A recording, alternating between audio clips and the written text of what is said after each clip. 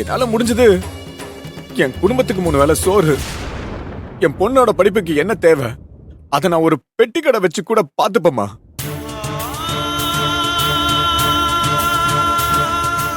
என்னை பத்தி நீங்க கவலைப்படாதீங்க. இதுக்கப்புறம் நீங்க நீங்க உங்களோட வாழ்க்கைக்காக மட்டும் வாழுங்க. என்னை பத்தி யோசிக்க நான் இருக்கேன். ஏய், என்ன பேசிட்டு இருக்க? ஏன் திடீர்னு இப்படி எல்லாம் யோசிக்கிற? பாரு, நீ நினைக்கிறதுக்கும் வீட்டை விட்டு போறேன்னு சொல்றதுக்கும் எந்த சம்பந்தமும் இல்ல. ஏய், நம்ம எல்லாரும் ஒரே குடும்பம். இங்க நான் உனக்காக வாழறதும் நீ எனக்காக வாழறதும் தான் வாழ்க்கை. நீயும் நானும் என்ன வேற வேறயா? யாரு என்ன சொல்ல போறா? அது உனக்காகவும் அன்னிக்காகவும் ஆரம்பிச்ச ஹோட்டல். இந்த வீட்ல எது நடந்தாலும் அது எல்லாருக்குமானதுதான். இது என்னோடது அது உன்னோடதுன்னு பிரிச்சு பாக்குற மாதிரி இல்ல. மூர்த்தி, இதுதான் உன் வாழ்க்கை. இந்த வாழ்க்கையை பிரிஞ்சு போகணும்னு நினைக்கிறியா?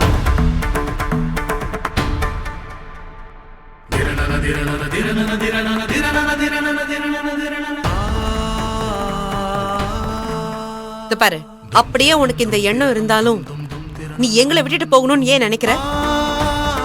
இங்கே ஒரு குடும்பமா இருந்து நீ என்ன பண்ணணும்னு நினைக்கிறியோ அதை பண்ணு. நீ ஜெயிக்கணும், நீ வாழ்க்கையில முன்னேறணும், குடும்பத்தை பொறுப்பா பாத்துக்கணும், நீ சந்தோஷமா வாழணும் தானே நாங்களும் ஆசைப்படுறோம். அதை எங்க கண்ணு முன்னாடியே பண்ணலாமே. ஏன் கண்ணுக்கு மறைவா போய் பண்ணணும்? இப்போ நீ வளர்றதையோ முன்னேறதையோ பார்த்து நாங்க என்ன பொறாமப்படவா போறோம்?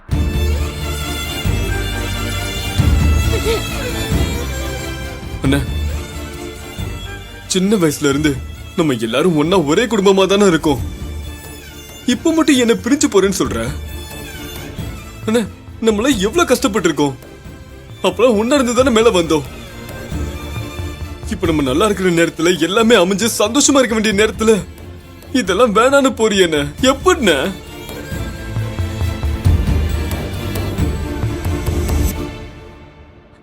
மாமா, எத்தனையோ தடவை சண்டை வந்தப்போ அன்பு வீட்டை விட்டு போறேன்னு சொல்லும் போதெல்லாம் இது நம்ம குடும்பம், சண்டையோ சச்சரவோ நம்ம ஒன்னாதான் இருக்கணும்னு தடுத்து நிறுத்தினீங்கல்ல. இப்ப நீங்களே இப்படி போறேன்னு சொன்னா என்ன மாமா அர்த்தம்?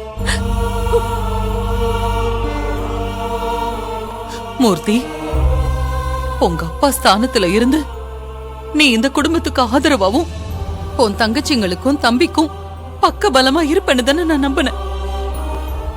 எனக்கு அப்புறமா நீ தானடா எல்லாத்தையும் பாத்துக்கணும்.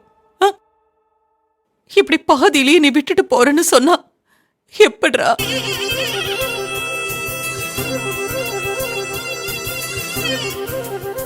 தானோ, நீயாவது ஒரு வார்த்தை அவன் கிட்ட சொல்லு. போக வேண்டான்னு சொல்லு.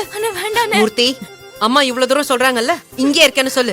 அப்பா, நாம இங்கே இருக்கலாம்ப்பா, எங்கேயும் போக வேணாம்ப்பா.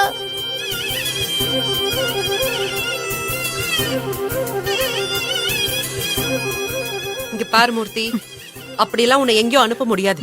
இது நம்ம குடும்பம், நாம ஒன்னாதான் இருக்கணும். நீ இங்கதான் இருக்கணும், புரியுதா? அந்த முடிவை நீ எடுக்க முடியாது கயல்.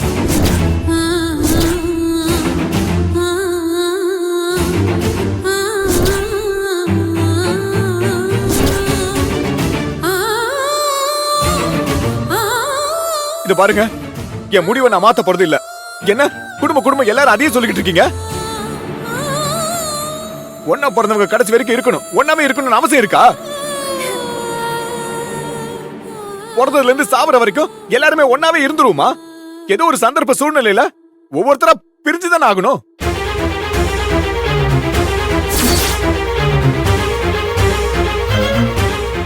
அப்படி பிரிஞ்சு போன நினைச்சுக்குங்க. அப்படி பிரிஞ்சு போன நினைக்க முடியல, செத்து போயிட்டு நினைச்சுக்குங்க.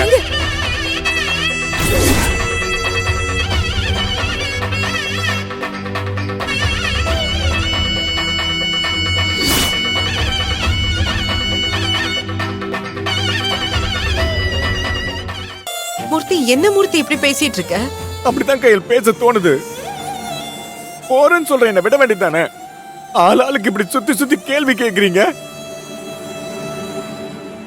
ஒன்னா ஒரே குடும்பமா தான் வாழணுமா? கூட்டு குடும்பம் சொல்லி சொல்லிதான் ஒரு கூட்டுக்குள்ள அடப்பட்ட பறவை மாதிரி என்ன இத்தனை நாளா அடைச்சு வச்சிருக்கீங்க. நீங்க சொல்ற மாதிரி தான் கேட்கணும், நீங்க சொல்ற மாதிரி தான் நடந்துக்கணும், நீங்க சொல்றதை தான் நான் செய்யணும். உங்களை மீறி நான் தனிப்பட்டு எந்த முடிவும் எடுத்துடக்கூடாதுல்ல? அப்படி எடுத்தாலும் தப்பு. இந்த முறையாவது என்ன சுயமா சிந்திக்க விடுங்க. ப்ளீஸ் உங்களை கெஞ்சி கேட்டுக்கிறேன். குடும்பம் பாசம்னு சொல்லி என்ன பலவீனமாக்காதீங்க. இன்னைக்கு நான் எடுத்திருக்கிற முடிவு உங்க எல்லாருக்கும் தப்புன்னு தோணலாம். ஆனா உங்க வாழ்க்கை நீங்க யோசிக்கும் போது, உங்க வாழ்க்கைய நீங்க உங்க விருப்பத்துல வாழணும்னு நினைக்கும் போது, நான் இன்னைக்கு எடுத்திருக்கிற முடிவு சரின்னு தான் தோணும். நான் மட்டும் இல்ல, நாளைக்கு அன்புக்கு ஒரு குழந்தை பிறந்தா அவனும் தனியா போகணும்னு நினைக்கலாம். ஐயோ, என்னன்னு பேசிட்டு இருக்க? டேய் விக்னேஷ் மாப்பிள்ள மனசு மாறி வந்தா தேவி அவர் கூட போயிடலாம்.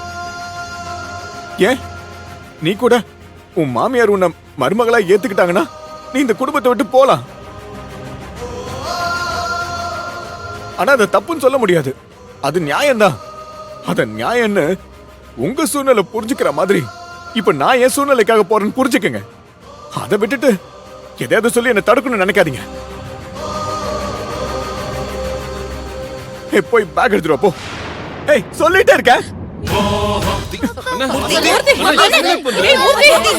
அசனே அசனே ஏய் அசனே போடா. ஏன் இப்படி பண்றீங்க? அசனே போகாதீங்க. சிஸ்டர் சொல்லுங்க சிஸ்டர். மூர்த்தி நில்லு. என்னங்க இவன் சொன்னா கேட்க மாட்டேங்கிறான். நீயாவது கொஞ்சம் அவன்கிட்ட சொல்லு. ஐயோ ஏன் இப்படி பண்றான் இவன்? இல்ல என்னால முடியாது. என்ன விடு. மூர்த்தி, விடு, மூர்த்தி, விடு. நில்லு. அண்ணே, அண்ணே, இல்லண்ணே. ஏய், என்ன விடு. இப்படி எல்லாம் இவன் சொல்ற அளவுக்கு என்ன ஆயிடுச்சு? டேய், வா போலாம். மூர்த்தி, இல்லம்மா, என் கை விடு. மூர்த்தி போகாத. கயல் கயல் கையல்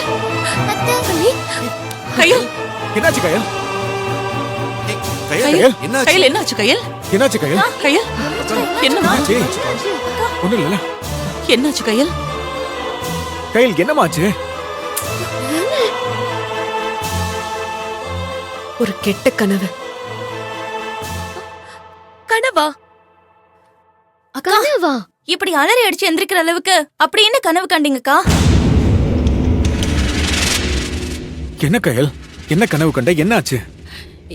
இல்ல, நீ எங்க கிட்ட சண்டை போட்டுக்கிட்டு அண்ணியையும் அனுவியும் கூட்டிக்கிட்டு வீட்டை விட்டு போற மாதிரி கனவு கண்ட.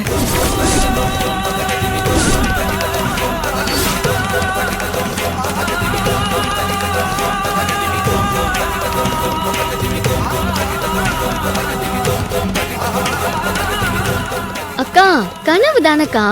அதையும் நீங்க இவ்வளவு சீரியஸா எடுத்துக்கிறீங்க? கனவுல கூட அப்படி ஒரு விஷயம் நடக்க கூடாது. என்னால அதை ஏத்துக்கவே முடியாது. இந்த குடும்பத்துல நீங்க ஒருத்தர் கூட இல்லாம இருக்க கூடாது.